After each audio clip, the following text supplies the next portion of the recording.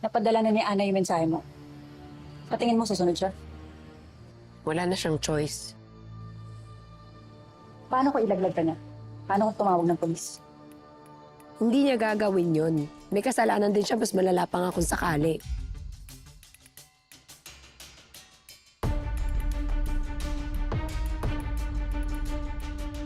Ano?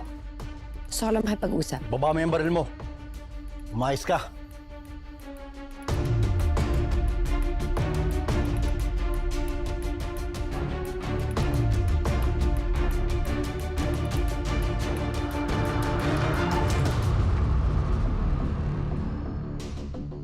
Tigilan mo na ako. Kailangan ko lang ng tulong mo. Kailangan ko malaman kung nasa si Jordan tsaka yung anak ko. Pero wala na akong pakialam sa'yo. Ah, talaga? Ngayon ka pa aangal? Ngayon ka pa hindi tutulong sa akin? It's too late for that. Involved ka na. Ikaw ang dahilan kung paano ko nahanap sila Jordan. Kapag hindi mo ako tinulungan, sasabihin ko kay Christy yung kasalanan mo. Huwag na huwag mo akong pagbabantaan. Dahil wala akong kasalanan sa mga pinaggagawa ninyo. Talaga wala kang kasalanan? Nakalimutan mo na agad yung ginawa mo? Nandito ako para sa anak ko si Junior. Ngayon sabihin mo sa akin kung nasan sila.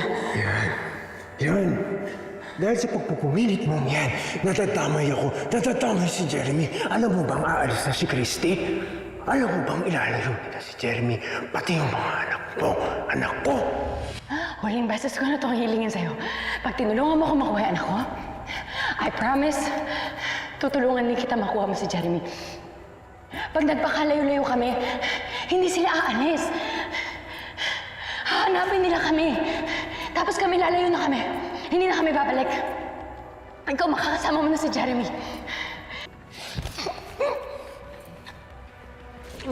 Siguraduhin mo walang masasaktan. Yung anak mo lang ang kukunin mo, naiintindihan mo? Naiintindihan mo ako?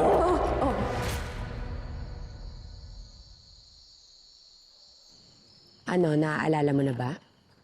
Di ba ang usapan? Walang madadamay na iba. Hoy, bakit nakipagsabatan ka kay Alakdan? Sa mga hayop na to? Ha? Mas wala na akong choice, kailangan ko ng tulong nila. Hayop ka? Kung alam ko lang na yun ang gagawin mo, hinding-hindi na ako pumayag. It's too late for that. Alam mo nang dahil sa'yo, namatay si Kausa. Namatay si Mama Carmen. Pagbabayarin ko kayong lahat. Ikaw, at lalo na ikaw. Anong gagawin mo? Papatayin mo ko? Ha? Papatayin mo sarili mong kapatid? Hindi mo nga nagawa noon eh. Aminin mo man o hindi. Nasa dugo nating dalawang pagiging masama. At kahit magbago ka man, hindi pa rin mawawalang pagiging tulisan mo. Hindi na kita hahayaan makapanakit pa. Wala na nga masasaktan kung tutulungan mo ko. Gusto ko lang mahanap yung anak ko.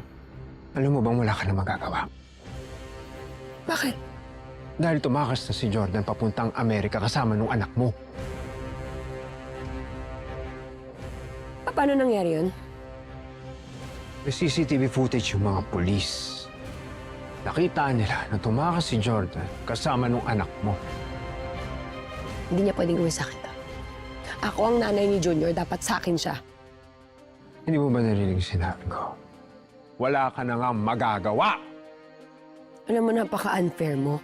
Palibhasa kasi ikaw, hindi nakaalis si Christy at saka yung anak mo. Paano ko, ha? Nanakawan ako ng anak! Hindi ako papayag. Kasalanan mo yan. Tinakot mo masyado si Jordan yan. Bunga yan ang kapangahasan mo. Aalamin mo kung nasan si Jordan. Exact location. Wala akong pakialam. Kahit sang lupalop sila ng mundo magtago, susundan ko sila. Hindi na ako makikipagsabwatan sa'yo. Ito na yung huli. Pinagsisisihan ko lahat ng ginawa ko. Kapag hindi mo ko tinulungan, ilalaglag kita kay Christy at sa lahat. Sisiguraduhin kong kakasuklaman ka nila kapag nalaman nila na ikaw ang nagturo sa akin kung nasa nakatira si Jordan, na siyang kinamatay ni Kausa at ng nanay Carmen niya. Kaya pag-isipan mo mabuti. Tatawagan na lang kita ulit. Tara na.